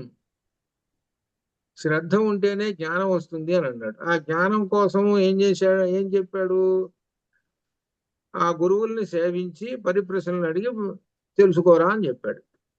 దానికి ఉదాహరణగా ఇది ప్రశ్నోపనిషత్తు చెప్పాడు. దానికి ఉదాహరణగా ప్రశ్నోపనిషత్తు చెప్పాడు. గురువు గారిని ఆశ్రయించి బ్రహ్మజ్ఞానం పొందేది ఎట్లా అనే దానికి ఉదాహరణగా ప్రశ్నోపనిషత్తు వచ్చింది. మరి ప్రశ్నోపనిషత్తు అర్థం చేసుకొని దాన్ని ఆచరణ గనక చేసుకొని ఉంటే నువ్వు బ్రహ్మజ్ఞాని అవుతావు. ఆచరణ, ఇప్పుడు టెక్స్ట్ వినటం అనేటువంటిది ఒకటి, టెక్స్ట్ విషయాన్ని వినటం ఒకటి, ఆచరణ అనేటువంటిది రెండోది. వినటము, ఆచరణ. వినినటువంటి దానిని ఆచరించడం దగ్గరకు వచ్చేటప్పటికే వస్తుంది అసలు సమస్య అంతా, అక్కడికే వస్తుంది. దానికి వచ్చేటప్పటికి, ఆచరణకు వచ్చేటప్పటికి ఎన్నో అవాంతరాలు వస్తుంటాయి, అడ్డం వస్తుంటాయి. అడ్డం వచ్చినప్పుడు ఏం చేస్తాడు, వాటికి లొంగిపోతాడు. అవాంతరాలు వస్తుంటే వాటికి లొంగిపోతాడు. మరి లొంగకపోతే ఎట్లా, సాగదు, ముందు సాగదు. అందుకని లొంగిపోతాడు, తర్వాత చూసుకుందాం, తర్వాత సంగతులు అనుకుంటాడు. బ్రహ్మజ్ఞానం జరుగుతున్నదండి అక్కడ. గురువు గారు బ్రహ్మజ్ఞానం చెబుతున్నాడు, వెంటనే ఏదో కాల్ వచ్చింది, ఇంపార్టెంట్ కాలం, ఏదో టక్కమని లేచాడు పోయినాడు. మరి పోకపోతే ఎట్లా, తర్వాత చూసుకుందాంలే, ముందు దాని సంగతి చూసుకోవాలి. లేకపోతే రేపు పొద్దున ఆఫీసర్ అరుస్తాడు, ఉద్యోగం ఊడుతుంది, ముందు అటు పోవాలి, తర్వాత సంగతి. ఇటువంటి అవాంతరాలు వస్తాయి ఇది లౌకికమైనటువంటి ఈ ప్రపంచంలో బ్రహ్మజ్ఞానం ముందు కూర్చుంటే. అప్పుడు ఏమిటి, భంగం అవుతుంది బ్రహ్మజ్ఞానానికి. మళ్ళీ ఏం చేస్తాడనమాట, మరలా సాగుతాడు. సాలిపురుగు ఏం చేస్తుంటుంది అంటే కిందకి ఒక దారి బరబరబరు మళ్ళీ పైకి ఎక్కుతుంటుంది. అందుకని అంతటితో వదిలేడు బ్రహ్మజ్ఞానం. అది అక్కడ విశేషం. ఎక్కడైతే ఆయన జారిపోయినాడో అక్కడ మళ్ళీ అక్కడి నుంచి మళ్ళీ మొదలు పెట్టుకుంటాడు. నేను వదిలిపెట్టను, నేను సాగిస్తుంటాను అని. ఇది బ్రహ్మజ్ఞానం యొక్క లక్షణం. అంటే ఇప్పుడు పై సాగుతూనే ఉండాలి. ఒక్కొక్క జారాడు అనుకో, పోనీలో ఇంకా జారిపోతాను అంటకూడదు. జారిపోతే మళ్ళీ డబల్ మళ్ళీ ఎక్కడం. అది బ్రహ్మజ్ఞాని యొక్క లక్షణం. అలా ఈ విధంగా ఆ బ్రహ్మవేత్త అంటే బ్రహ్మజ్ఞాని బ్రహ్మమును తెలుసుకుంటాడు మన గురువు గారి వలన. అంటే ఎట్లా అంటే ఉపనిషత్తులలో ఉన్నటువంటి బ్రహ్మజ్ఞానాన్ని గురువు గారి వలన తెలుసుకుంటాడు. తెలుసుకొని ఆచరణలోకి వస్తాడు. అది అర్థం అన్నమాట. కాబట్టి బ్రహ్మజ్ఞానము పొందినటువంటి వాడు పరమును పొందుతున్నాడు. ఇక దీనిలో ఏం చెబుతున్నారంటే ఈ తైత్తీర ఉపనిషత్తులో సారాంశం అంతా సూత్రప్రాయంగా చెప్పబడినది. ఏమిటంటే బ్రహ్మవిత్ ఆప్నోతి పరం అనేటువంటి ఒక్క మాటతోటి తేల్చి చెప్పేశాడు. బ్రహ్మజ్ఞాని బ్రహ్మమును పొందుతాడు అని చెప్పేశాడు. అనేది అని చెప్పేసేసి ఇంకా దీనిలో ఇంకా విశేషాలకి ఇంకొస్తున్నాడు. ఈ బ్రహ్మమును గురించి ఏమిటి అనేటువంటి విశేషాలకి ఇంకా వస్తున్నాడు. దీనిలో విశేషం ఏంటంటే ఇక్కడ దీనిలో బ్రహ్మ విద్య యొక్క ప్రయోజనం ఏంటంటే దీనిలో అధికారి ఉపాయములు చెప్పబడ్డాయి. ఒక విశేషం, సంసారమును తరింపగోరు ముముక్షువు బ్రహ్మ విద్యకు అధికారి. సంసారము నుండి బయటపడటానికి ఏమిటి, ముముక్షువు బయటపడాలంటే బ్రహ్మ విద్యను పట్టుకోవాలి. అతడు కృతార్థుడైన ఆచార్యుని సమీపించి, అనగా అర్థం ఏంటి, సంసారారణ్యము లేక సంసార సాగరము నుండి బయటపడటానికి గురువు గారిని పట్టుకోమన్నాడు. అది భక్తితో సేవించి అంటే అర్థం ఏంటి, పరిప్రశ్నలతో, తద్విద్ధి ప్రణిపాతేనన్నారే దానిలో పరిప్రశ్నలతో సేవించి బ్రహ్మమును గురించి శ్రద్ధగా తెలుసుకొని ధ్యానం చేసుకొని ఆ తర్వాత దైవానుగ్రహం వల్ల బ్రహ్మ సాక్షాత్కారాన్ని పొందుతాడు అనేటువంటిది ఒక విధానం, పద్ధతి. దీనికి ఉదాహరణగా ప్రశ్నోపనిషత్తు అనేటువంటిది ఒకటి మనకు చెప్పాడు. ఇది అనమాట దీనిలో విశేషం. ఇక్కడ యూతున్న విశేషాలు అంటే బ్రహ్మము సత్యము, జ్ఞానము, అనంతము అనే లక్షణాలు గలది. ఇక్కడి నుంచి ముఖ్యమైనటువంటి ఒక అంశం వస్తున్నది. ఇది కొంచెం జాగ్రత్తగా ఇక్కడ ప్రధానమైనటువంటి బ్రహ్మవిత్ ఆప్నోతి పరం అనే దానికి మనకు డైరెక్ట్ గా అర్థం అవుతున్నది. ఇక్కడ కొంచెం లోతుగా ఉంటుంది అర్థం. సత్యం, జ్ఞానం, అనంతం బ్రహ్మ అనేటువంటిది ఏమిటంటే ఈ బ్రహ్మము యొక్క విశేషణాలు ఏంటంటే జ్ఞానము, సత్యము, జ్ఞానము, అనంతము. మూడు సత్యము, జ్ఞానము, అనంతం అనేటువంటి మూడు లక్షణములు బ్రహ్మమునకు ఉన్నాయి. ఇక్కడ విశేషమైన బ్రహ్మమునకు ఇక్కడ చెప్తున్న జాగ్రత్తగా వినండి. సత్యం, జ్ఞానం, అనంతం బ్రహ్మ. దీనిలో బ్రహ్మ అనేది విశేష్యం. విశేషణాలు ఏమిటి, మూడు విశేషణాలు. సత్యం, జ్ఞానం, అనంతం అనేటువంటి మూడు విశేషణాలు. మూడు విశేషణాలు. విశేష్యం ఒకటే. అలా ఒక విశేష్యానికి మూడు విశేషణాలు వేశాడు. మనం సహజంగా ఈ విశేష పూర్వపద కర్మధారయ సమాసాలు ఇవన్నీ చదివేటప్పుడు విశేషానికి ఒక విశేషణంతో ఎక్కువగా మనం తెలుసుకున్నాం. తెల్లని ఆవు, ఆవు అనేది విశేష్యము, తెల్లని అనేటువంటిది విశేషణం. ఇలా అనమాట. విశేషణ పూర్వపద కర్మధారయం ఒక విశేషణంతో. ఇక్కడ మూడు విశేషణాలు వచ్చినాయి. ఇక్కడ ఏంటి చెబుతున్నారు విశేషం. బ్రహ్మమునకు మూడు విశేషణాలు ఉన్నాయి. నిజంగా బ్రహ్మము ఏకం, అద్వితీయం అనేటువంటిది మనకు ఉపనిషత్తులన్నీ చెప్పినాయి. బ్రహ్మం ఒక్కటే, అద్వితీయము అంటే రెండవది లేనిది బ్రహ్మము, రెండవది లేదు, అద్వితీయం. ఏకం అని అంటేనే అద్వితీయం అని అర్థం. అందువలన ఇక్కడ ఆ వస్తువు అని అటువంటిది బ్రహ్మం అవటం వలన వారిని గురించి ఈ లక్షణాలు గలది అని చెప్పడానికి వీలు పడదు. బ్రహ్మము ఒక్కటే గనక ఇన్ని లక్షణాలు ఉంటాయి బ్రహ్మమునకు అని చెప్పడానికి కుదరదు. అందుకే శృతి బ్రహ్మము మనోవాక్కులకు అతీతమైనదని చెప్పుతున్నారు. ఒక్కటే కాబట్టి, బ్రహ్మము ఒక్కటే కాబట్టి అనేక విధములుగా చెప్పడానికి వీలు లేదు. ఒక్కటే గనక పలు విధములైతే చెప్పవచ్చు, కానీ ఒక్కటే కాబట్టి అవకాశం లేదు అని చెబుతున్నది. కానీ అరుంధతి న్యాయముగా, ఇక్కడ అరుంధతి న్యాయం అని ఉన్నది. ఇది చాలా మందికి తెలుసు అనుకుంటాను. తెలుసా అరుంధతి న్యాయం అంటే? ప్రస్తుత కాలంలో పూర్తిగా తెలియదు అరుంధతి న్యాయం అనేటువంటిది. ఇది ఏమిటంటే, అరుంధతి న్యాయం అంటే వివాహ సమయంలో రాత్రిపూట పెళ్లి కొడుకు పెళ్లి కూతుర్ని పురోహితుడు బయటికి తీసుకొచ్చి ఆకాశంలో చూపిస్తూ, ఆకాశంలో 7 నక్షత్రములు అంటే సప్తఋషి మండలాన్ని చూపిస్తూ, అక్కడ సప్తఋషి మండలంలో ఒక నక్షత్రం తేజోవంతంగా ప్రకాశిస్తుంటుంది. ఏమంటాడంటే, అదుగో చూడు, ఆ వరుసలో ఒక నక్షత్రం బాగా ప్రకాశిస్తున్నది చూడు అంటాడు. కనబడుతున్నదండి. అట్లనే ఆ నక్షత్రం పక్కన మిణుకుగా చిన్నది ఒకటి ఉంది చూడు అంటాడు. ఇప్పుడు కావాల్సింది ఏంటి అని అంటే, మిణుకు అంటున్న చిన్న నక్షత్రం కావాలి, ప్రకాశవంతమైన నక్షత్రం అవసరం లేదు. ఆ ప్రకాశవంతమైన నక్షత్రం ఎవరు? వశిష్ఠుడు. ఆయన భార్య పక్కనే కూర్చొని ఉన్నది అరుంధతి. ఇది మిణుకుంటూ చిన్న నక్షత్రం.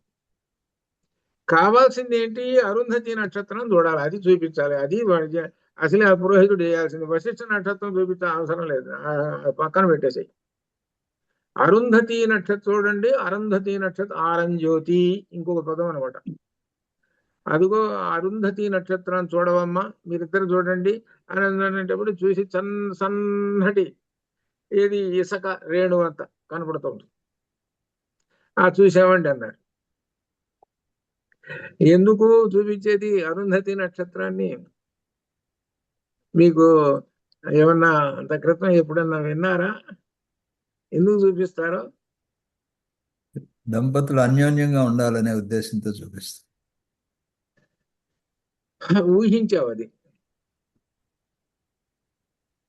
అదే ఊహించావు అది. అది ఇక్కడ ఏమిటంటే, దీనికి ఒక కథ ఉంది.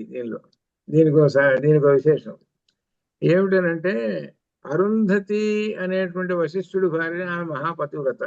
అది సరే, అక్కడ ఆ విషయం పక్కన పెట్టండి కాసేపు. ఇక్కడ ఏమిటనంటే, కుమారస్వామిని పోషించాలి.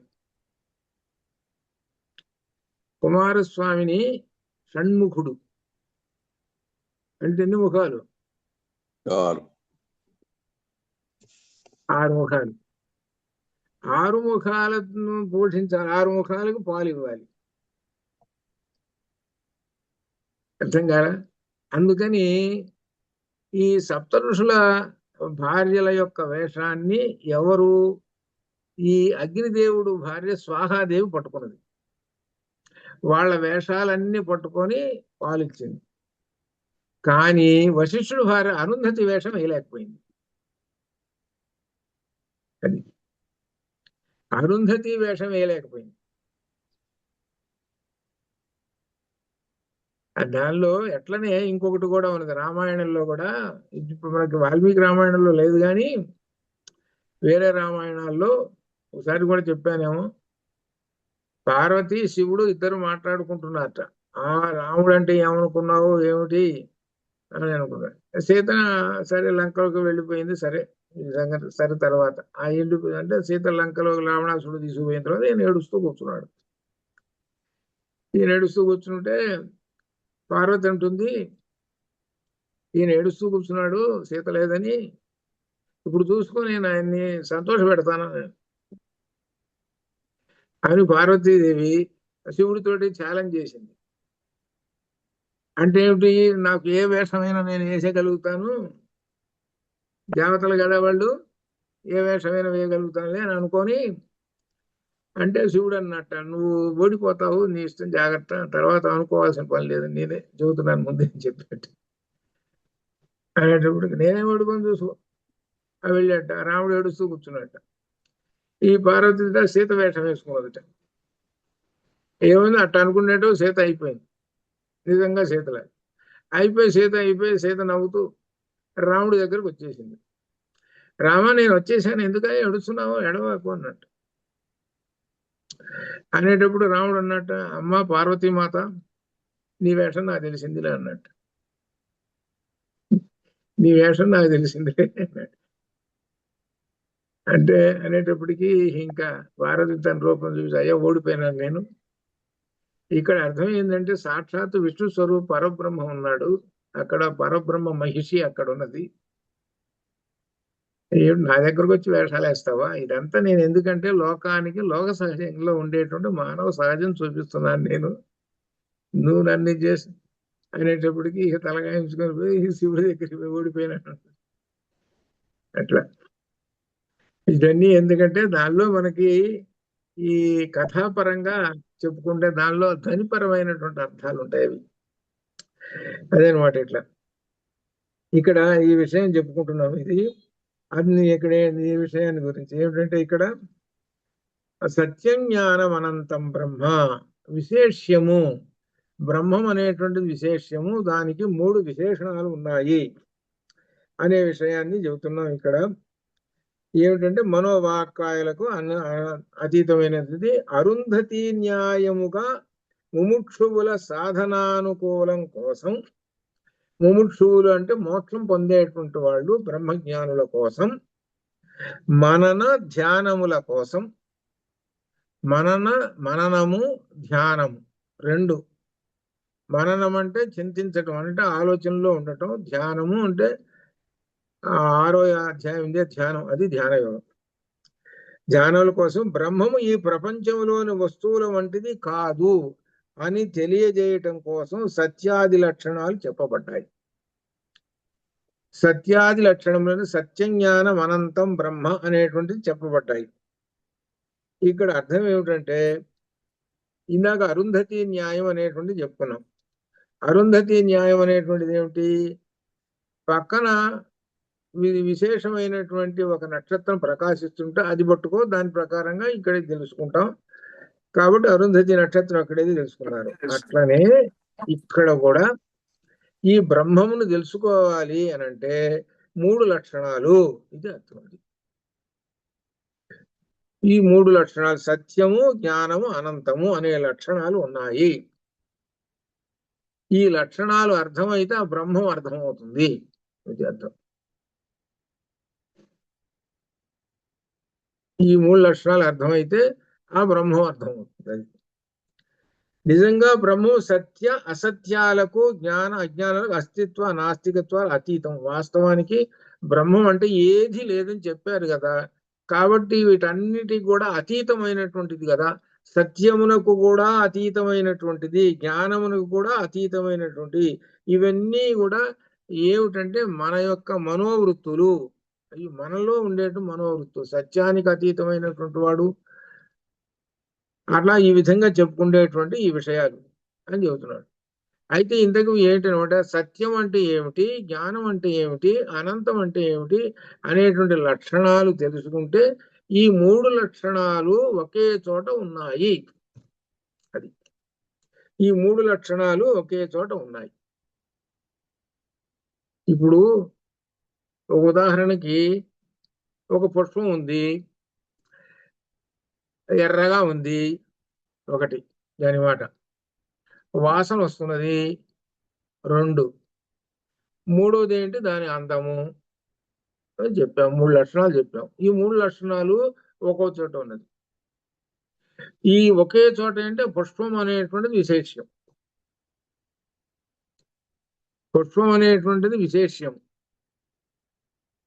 ఎర్రని వాసని వాసన కలిగినది, ఎర్రనైనది, వాసన కలిగినది, అందమైనది పుష్పము. ఒక 3 చెప్పుకొని చివరికి పుష్పం చివరి పడేసాం ఆ మాట. ఏది విశేషం చివరి పడేసాం. ఎర్రనైనది, వాసన కలిగింది, అందమైనది పుష్పము. సరే, ఆ పుష్పం పేరు ఏదైనా చెప్పుకోక. ఎర్రగా ఉంటాడు, పొడుగ్గా ఉంటాడు, ఎర్రగా ఉంటాడు, పొడుగ్గా ఉంటాడు, అందంగా ఉంటాడు, ఆయన ఎవరు? రామ అని చెప్పామనుకో. అక్కడ రామ విశేషం అనే విశేషం చెప్పేశామనుకో. ఈ విశేషానికి 3 లక్షణాలు ఉన్నాయి కదా. ఈ 3 లక్షణాలు విడివిడిగా ఉంటాయా? ఈ 3 లక్షణాలు ఒకే చోట ఉన్నాయి.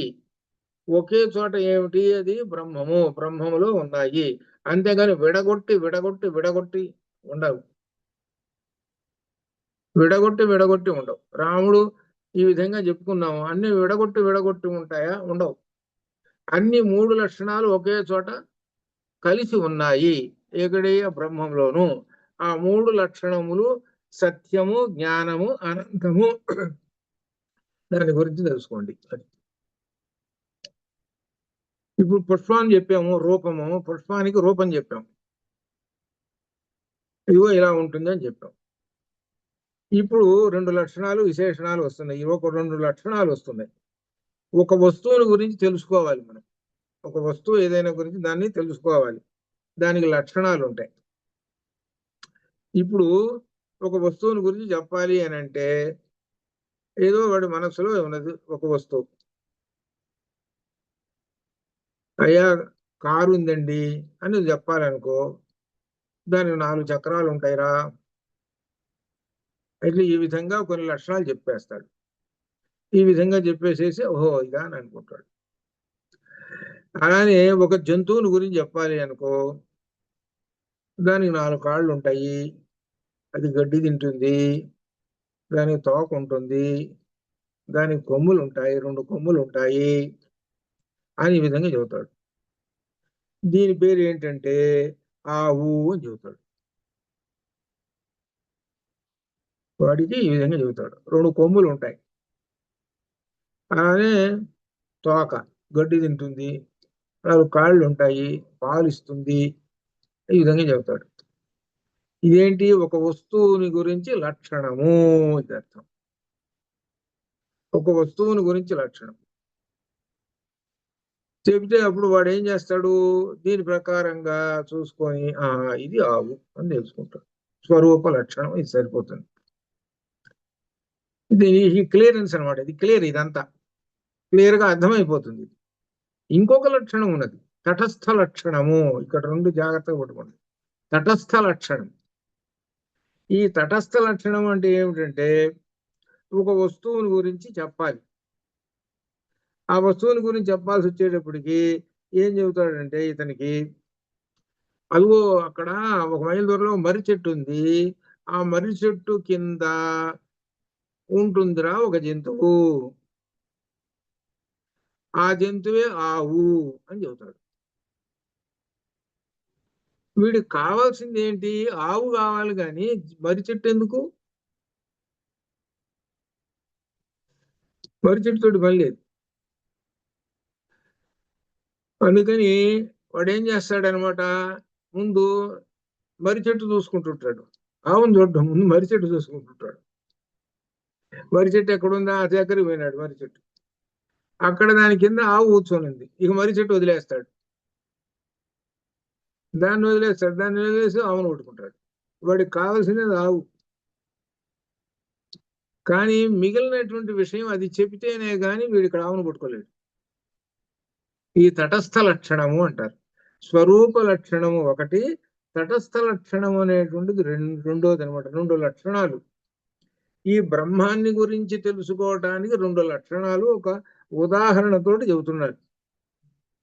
ఈ ఒక వస్తువు అంటే బ్రహ్మము అని అనుకోండి. ఎట్లా తెలుసుకోవటానికి ఒక వస్తువుని ఎట్లయితే తెలుసుకుంటున్నారో అట్లయినా చెప్పడం అనమాట. ఈ విధంగా అనమాట. కాబట్టి ఒక వస్తువు నుండి భిన్నములు వాటి సంబంధము తాత్కాలికం. ఒక వస్తువు నుండి భిన్నమైనటువంటి ఆ మర్రి చెట్టు వీడికి పనే ఉంది. ఇది ఆ తర్వాత ఏంటో ఒక వస్తువుని గురించి తెలుసుకున్నాడు, తాత్కాలికం అయిపోయింది, టెంపరీ, ఇంకా అయిపోయింది. దాంతో పని చూసుకున్నాడు, అయిపోయింది. అలా ఈ విధంగా ఒక ఉదాహరణ చెప్పుకుంటూ వచ్చాడు. ఒక ఆవుని ఈ విధంగా చెబుతున్నాడు. దీనిలో ఉదాహరణలు కూడా ఎటువంటి చెబుతుంటాడు తెలుసిన? ఆవు ఎందుకు చెప్పాడు?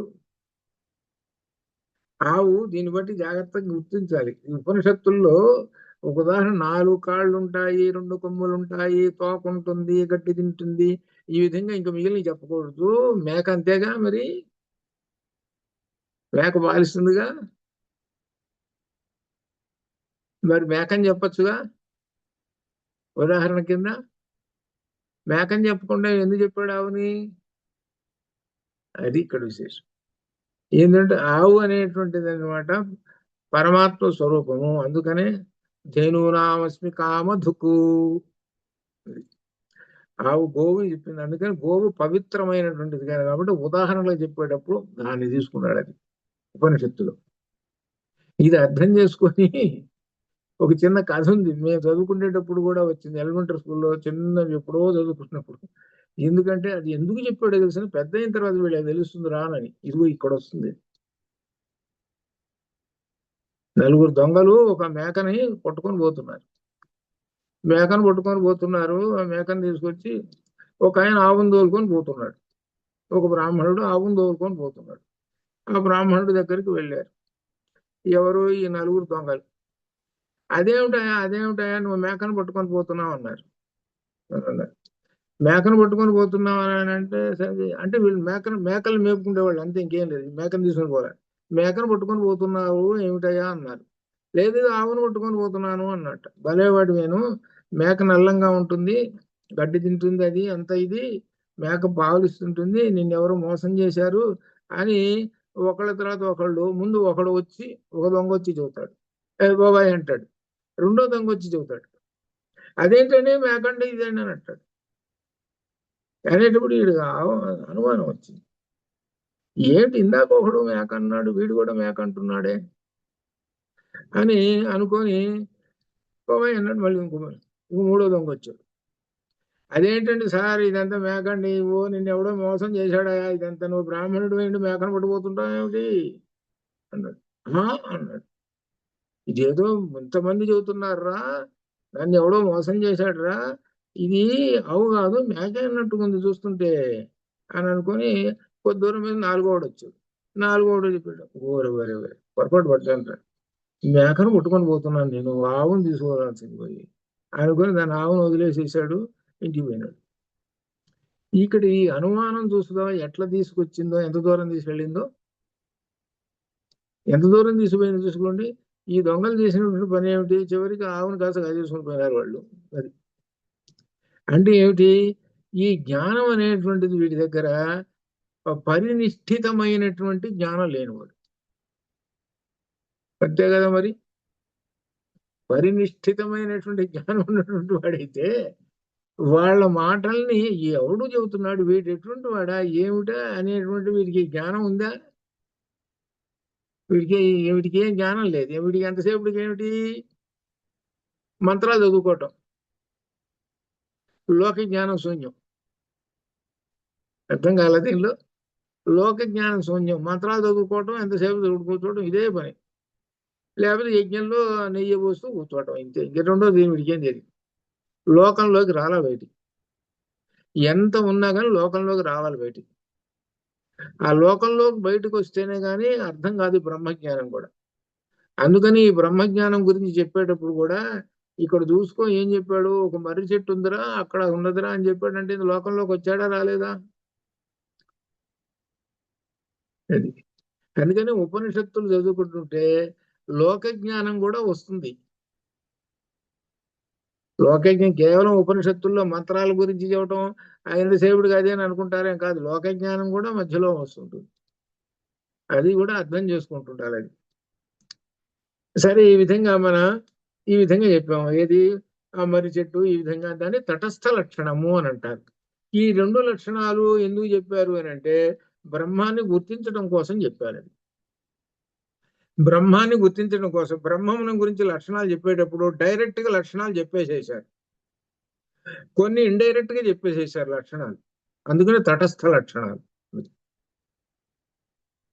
ఆ లక్షణాలు ఉన్నాయి పట్టుకోండి, ఎక్కడెక్కడ ఎలా ఎలా చెప్పారో అనేటువంటి విషయాన్ని కూడా దీనిలో చెబుతున్నారు. రెండు స్వరూప లక్షణము, తటస్థ లక్షణము. ఇది అర్థం. తటస్థం అనేటువంటిది ఏదైతే చెప్పాడో అది ముఖ్యమైనటువంటి దాన్ని తీసుకొని అముఖ్యమైన దాన్ని వదిలేసేయటము. మర్రి చెట్టును వదిలేసేసాం, అది ముఖ్యమైనటువంటి వస్తువును తీసుకున్నారు. అట్లనే అరుంధతి న్యాయంలో వశిష్ఠ నక్షత్రాన్ని వదిలేసాం, వదిలేసేసి ఏం చేసాము, అరుంధతి నక్షత్రాన్ని తీసుకున్నాం. ఇట్లా అనమాట, ఇవి అనమాట అని ఒక పోలికలు దీంతో చెప్తున్నారు అనమాట. ఇది లోకజ్ఞానం కోసం అనమాట. దీనిలో రెండు అర్థాలు కూడా ఉంటాయి అనమాట. బ్రహ్మజ్ఞానం ఉంటుంది, లోకం అని కూడా తెలుస్తుంది.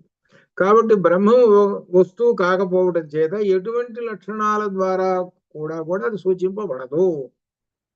ఇప్పుడు ఆవంటే ఒక వస్తువు కాబట్టి చెప్పాం, కానీ బ్రహ్మానికి మాత్రము లక్షణం ఒక వస్తువు అయితే చెప్పొచ్చండి, ఓ పెద్దది చిన్నది అని చెప్పచ్చు. ఇక్కడ ఏం చెబుతున్నారంటే స్వరూప లక్షణాలు ఇవన్నీ చెప్పి ఇలా గుర్తించుకోవచ్చు లోకంలో, కానీ బ్రహ్మమును గుర్తించాలంటే ఆవు మాదిరిగా ఇది వస్తువు కాదు. ఇది అర్థం. ఇది ఆవు మాదిరిగా ఇక్కడ వస్తువు కాదు. అందుకే గత్యంతరం లేక శృతులు బ్రహ్మమునకు, ఇక్కడ వచ్చింది బ్రహ్మమునకు నేతి నేతి అంటున్నారు. అంటే నేతి నేతి అని అంటే నా ఇతి నా ఇతి అంటే ఏం చెబుతున్నారు, ఏమండి బ్రహ్మం అంటే ఇలా ఉంటుందా అని అన్నట్ట ఒకడు, అంటే నేతి అన్నట్ట, అంటే నా ఇతి కాదు అన్నట్ట.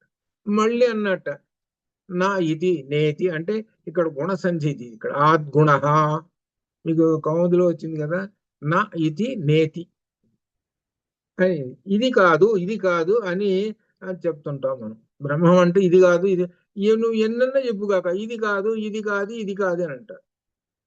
ఏమంటే బ్రహ్మం అంటే అణువు అంత ఉన్నాడండి నేతి, బ్రహ్మం అండి హ్రస్వం అండి నేతి, బ్రహ్మం అండి చెట్లు కళ్ళు ఉన్నాయండి నేతి.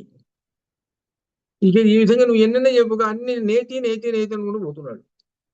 ఇది కాదు ఇది కాదు ఇది కాదు అని చెబుతున్నారు. ఇది కాదు ఇది కాదు అని చెబుతున్నావా, మరి ఏది కాదు, మరి ఏమిటో చెప్పు.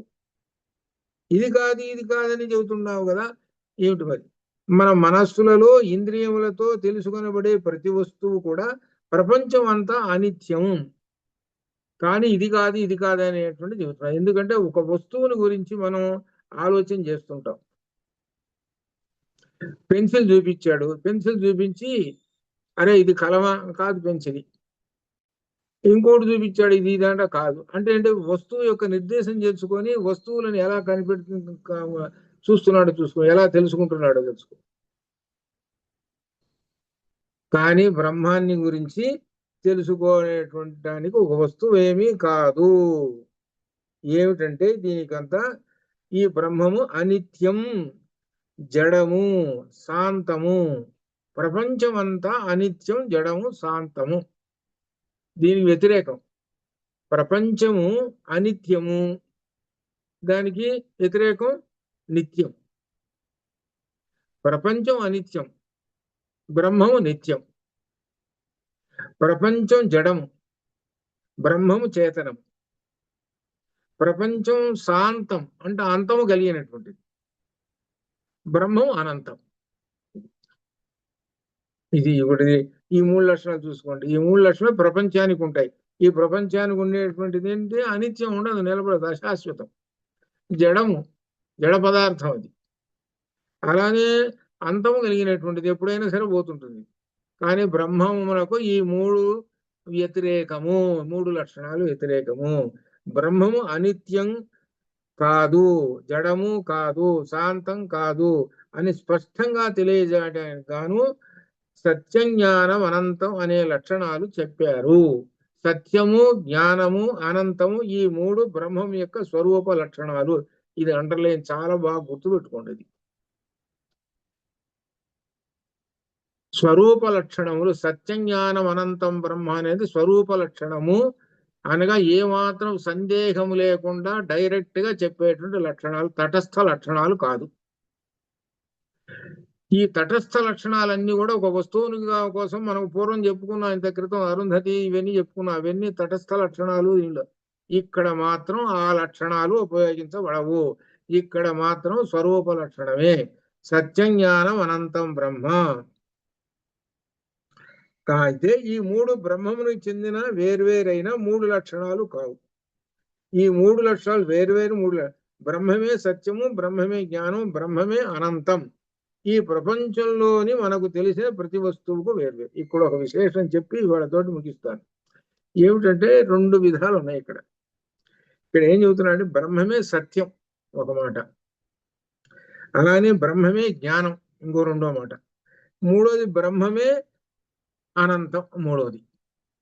ఇప్పుడు ఇందాక ఏం చెప్పుకున్నామంటే ఎర్రనైనది, సువాసన గలది, అందమైనది పుష్పము అని చెప్పాం. ఈ పుష్పానికి 3 లక్షణాలు చెప్పాం. చెప్పి ఏం చెప్పామని దీన్ని విడగొట్టాం, విశేషణాలతో విడగొట్టాం. ఎలా విడగొట్టామనంటే ఎర్రనైన పుష్పము, వాసనైన పుష్పము, అందమైన పుష్పం అని విడగొట్టాం. జాగ్రత్తగా అర్థమైందా? మూడు భాగాలు చేశాం, 3 వాక్యాలు చెప్పాం. పుష్పం ఎటువంటిదయ్యా? అందమైనది. ఇంకా చెప్పబోయా వాసన కలిగినది. ఇంకా చెప్పబోయా అందమైనది అని చెప్పాం. అట్లనే బ్రహ్మం కూడా, బ్రహ్మము విడగొట్టి సత్యమైనది, అనంతమైనది ఈ విధంగా అని చెప్పాం. సరే, ఈ విధంగా చెబుతున్నారు. చెబుతుంటే ఇక్కడ విశేషమైనది ఎక్కడంటే ఇక్కడ రామానుజాచార్య వారు వస్తారు. ఇక్కడ ఉంది విశేషం. ఏమిటో తెలిసిన, బ్రహ్మమును విడగొట్టి ఈ విధంగా చెప్పడం అనేది గురువు గారు అది సరైనది కాదని గురువు గారితో వాదిస్తాడు. గురువు గారు చెబుతున్నాడు సత్యమైనది బ్రహ్మము, అనంతమైనది బ్రహ్మము ఈ విధంగా చెబుతుంటే రామానుజుల వారు వ్యతిరేకించారు. వ్యతిరేకించి కాదండి, ఈ 3 గుణాలు ఒక్క చోటే ఉన్నాయి. ఆ ఒక్క చోట ఏంటి? బ్రహ్మము. దానికి పోలిక ఒక పుష్పం, మందార పుష్పం ఏదో వాసన అనేది తీసుకున్నాం. దీనికి వాసన అనేటువంటిది, ఈ వాసన అనేది వేరుగా వెళ్ళిపోతున్నదా, ఉంటున్నదా? దీనికి అంటి పెట్టుకొని ఉంటున్నదా లేదా? వాసన అనేది దీనికి అంటి పెట్టుకొని ఉన్నదా లేదా? కాబట్టి అంటి పెట్టుకొని ఉంది, వాసనతోటే ఉన్నది. మరి ఎర్రగా ఉన్నది అనేటువంటిది అంటి పెట్టుకొని దానిలోని కలిసే ఉందా లేదా? అలానే అందమైనటువంటిది ఉందా లేదా? ఒక పుష్పానికి 3 గుణాలు ఒకే చోట ఉన్నాయా లేవా? ఒకే చోట ఉన్నాయా లేవా అంటే గురువు గారు మరి వినే శిష్యుడు చాలా గొప్పవాడు ఉన్నాడే అని, నా దగ్గర నువ్వు పనికిరా పోరా, నాకే నువ్వు పాఠాలు చెబుతున్నావు, నేను చెప్పిన దానికి. వాడేమంటున్నాడు? రామానుజులు ఏమంటున్నాడు? అది ఆయన గురువు గారు ఏం చెప్పాడు? వేరుగా చెప్పాడు. రామానుజులు ఏమంటున్నాడు? 3 ఒక చోట ఉన్నాయండి అని చెబుతాడు. నువ్వు నాకు పాఠాలు చెప్పాడు, ఓరా ఇక్కడి నుంచి అన్నాడు. రామానుజుల వారి చరిత్ర ఉంటుంది చూసా, వాటిలో తెలుస్తుంది ఎట్లా అనమాట. అప్పుడు ఆయన రామానుజుల వారు చెప్పింది మనకి ఇక్కడ ఆ పనికి వస్తున్నది అనమాట. ఎందుకంటే ఒకే వస్తువు అక్కడ దాకింది మనమే ఉన్నామండి మనుషులు. మనము ఎర్రంగా ఉన్నాడు అనుకోకూడదు, వాడు ఎర్రంగా ఉన్నాడు, అతడు రాముడు ఎర్రంగా ఉన్నాడు, రాముడు ఈ విధంగా ఇన్నిసార్లు చెబుతామేంటి? ఆ 3 గుణాలను తీసుకొచ్చి తగిలిచ్చేస్తాం ఒకేసారి తగిలిచ్చేసేస్తే ఆ 3 గుణాలు ఈ విశేషణంలో కలిసిపోతాయి. విడగొట్టడం ఏంటి? ఇది ఇక్కడ విశేషం. ఆ విషయం చెబుతున్నాడు. ఇక్కడేని ప్రపంచంలో మనకు తెలిసిన ప్రతి వస్తువు వేరు లక్షణాలు. ఉదాహరణకు తెల్లనిది, పెద్దది, సువాసన ఉన్నది, కమలం ఉన్నది. ఇక్కడ తెలుపుదనం, పెద్దతనం, సువాసన ఈ 3 కమల యొక్క విశేషణాలు. ఈ 3 సమానార్థకాలు కావు. సమానంగా అంటే సువాసన వేరు, అవి వేరు, ఇవి వేరు కదా, అందం వేరు కదా. తెలుపుదనం, విశాలత ఇవన్నీ సమానార్థకాలు కాబట్టి విడగొట్టి చెబుతున్నారు. విడగొట్టి చెప్పడం అనేటువంటిది కాదంటాడు ఆయన రామానుజులు గారు. అది ఇది ఇక్కడ బ్రహ్మము, సత్యము, జ్ఞానము, అనంతం అనేటువంటి మూడు కలిసినటువంటిది బ్రహ్మము. ఇది అర్థం, ఇది వస్తున్నది. ఇది ఇంకా సాగుతూనే ఉన్నది, ఇంకప్పుడు తొందర కాదు. వ్యావహారిక సత్యము ఇది కూడా వస్తుంటుంది. ఇది రేపు ఎల్లుండి 2 రోజులు కూడా సాగుతుంటుంది. అంతవరకు శుభం భయాత్. ఓం పూర్ణమద పూర్ణమిదం పూర్ణాత్ పూర్ణముదచ్యతే పూర్ణస్య పూర్ణమాదాయ పూర్ణమేవావశిష్యతే. అసతో మా సద్గమయ తమసో మా జ్యోతిర్గమయ. వచ్చారు, అయిపోయింది. శుభం భయాత్.